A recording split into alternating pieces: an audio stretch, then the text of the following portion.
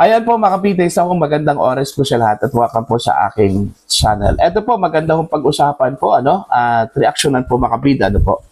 Pinagbibitiw ngayon, ng isang grupo, ito hong si Senator Win Gatchalian, mga kapitay, bilang Senate President, po. Dahil meron daw anomalya po, mga kapitay, yung kanyang pamilya, mga kapitay, na pilit daw niyang prinotektahan po. Okay? Sa pamamagitan po ng pagpagamit mga kabida kay Pangulong Marcos para maging Senate President daw, mga kabida. Okay?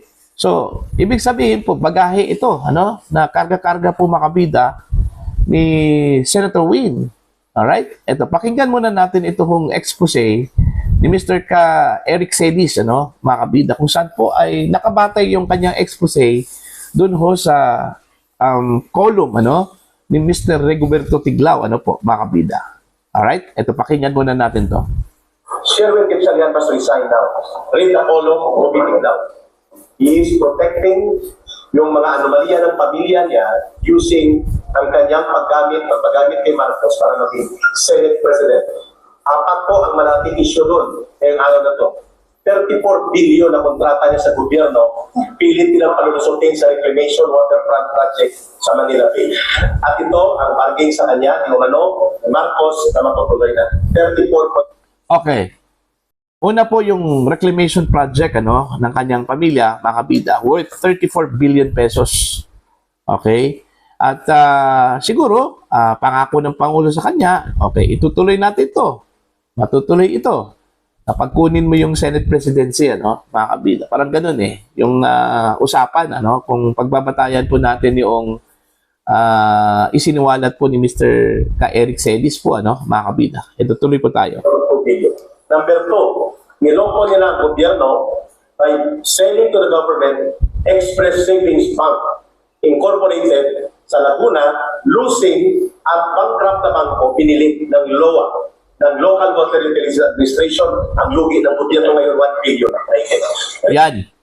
Meron ng bangko, itong pamilyang ito, mga kabida, na ibinenta po sa gobyerno. Yung bangko na yon, yung Express Bank, mga kabida, palugi na raw ito, bankrupt na. Pero binili pa rin, ng gobyerno sa pamamagitan po ng Local Utility Waters Administration or LUWA, mga kabida. Alright? Itong pangatlo po. Ngayon ko lang nalaman, may utang sila sa SSS. Kasama kayo dyan. Pawi sa tubo ito na hindi nila binayaran, nag-default sila.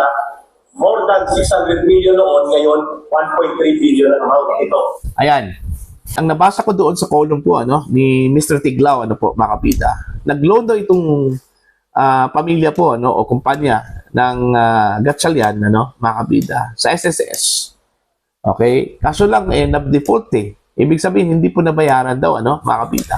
600 million daw yun noon. Ayun, umabot na po ng 1 point something billion daw ito, mga kabida, po. Okay? Yung pang-apat po, ito, matindi.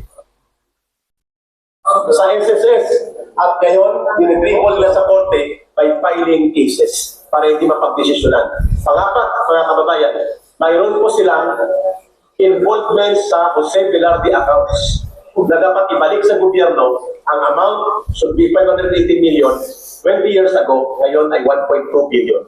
Lahat ng ito ay mga bagahe na bitbit ni Sherwin Gatchalian. Kaya ang sinasabi ni Congressman Jing Paras, ang Senado compromised. Walang silbi at para yan may rectify, palayasin dapat yan, hindi lamang ang Tolpo brothers na mga Air Force. Bakit Air Force ang Tolpo brothers? Kasi 99% air, 1% force. Ayun. So yung pang-apat po mga kabida is about doon ho sa Velarde account. Alala ko niyo yung impeachment po ni ERAP. Diba? Meron pong Velarde account na controversial masyado po, mga kabida. Meron daw kaugnayan ito kong Gatchalian family, doon. Okay? Kung saan po ay umabot daw ng 500 million pesos daw yun, mga kabida, na dapat ibalik daw ng pamilyang Gatchalian sa gobyerno. Pero hanggang ngayon, hindi pa naibalik, Umabot na daw ito ng more than 1 billion pesos daw, mga kabida, bilang interest po, Okay? Yung hindi po ibinalik na amount na yun, ano po, mga kabida, sa gobyerno. Okay? Now, ito, sabi po ni Mr. Ka Eric Celis, mga bagahe ito, ano, na bit-bit ni Senator Win, mga kabida, ano po. Okay? At ang matindi dito, inakusahan po nila mga kabida na compromise daw itong Senado ngayon sa pangunguna o sa pamumuno po mga kabida ni Gatchalian, ano, sa Marcos administration.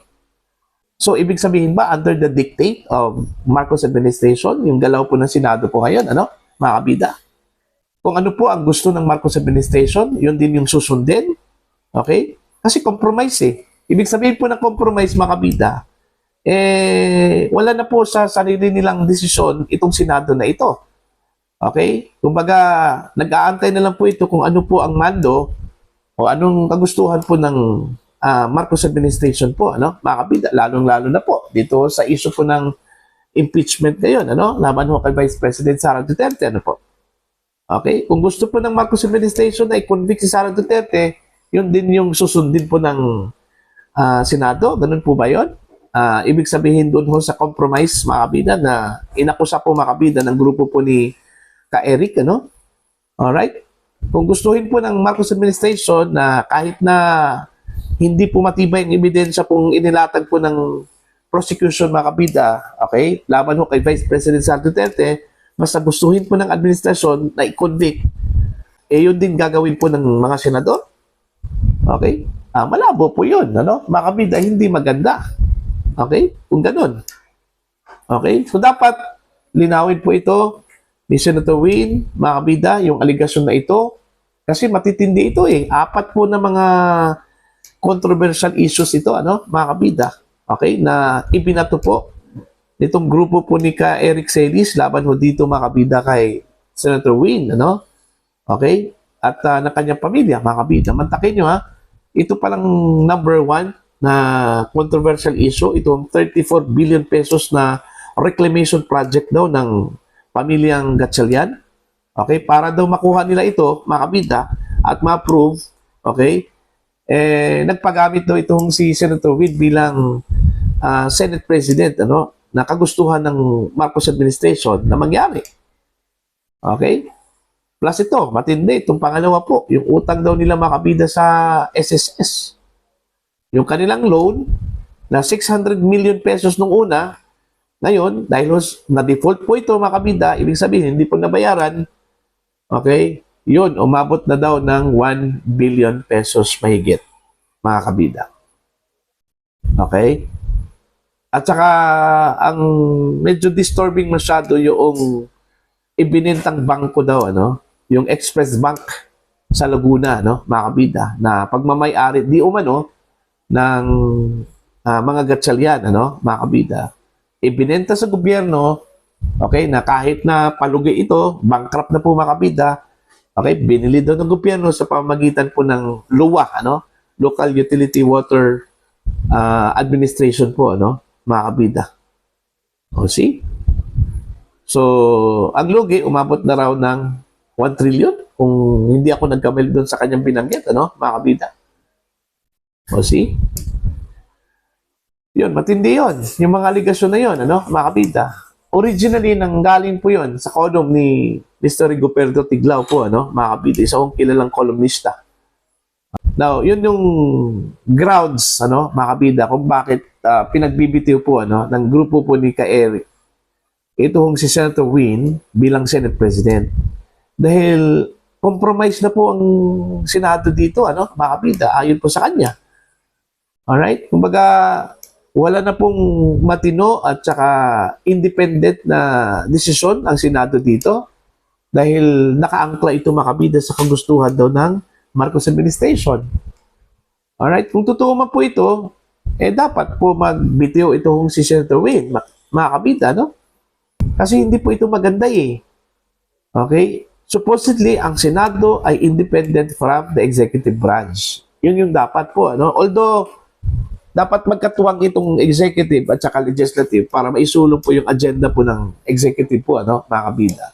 Para po sa kapakanan po ng mga Pilipino, okay? Pero pagdating ho sa control, hindi po pwedeng kontrolin po ng executive ang legislative branch. Kasi meron din silang sariling desisyon, ano? Independent, co-equal body yan, ano, mga kabida. Yung legislative sa executive. Ngayon, ang lumabas dito sa sinabi po ni Ka Eric, mga kabida, na kumbaga nasa ilalim po ano ng impluwensya po ng executive branch itong Senado, which is hindi ho dapat ano mga kabida, ano po. Okay?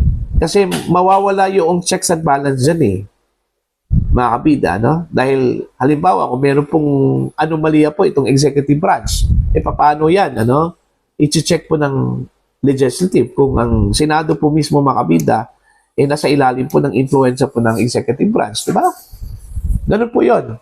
Ganun po yung punto po na gustong ipaintindi po, ano, mga kabida, ditong grupo po ni Ka Eric, ano?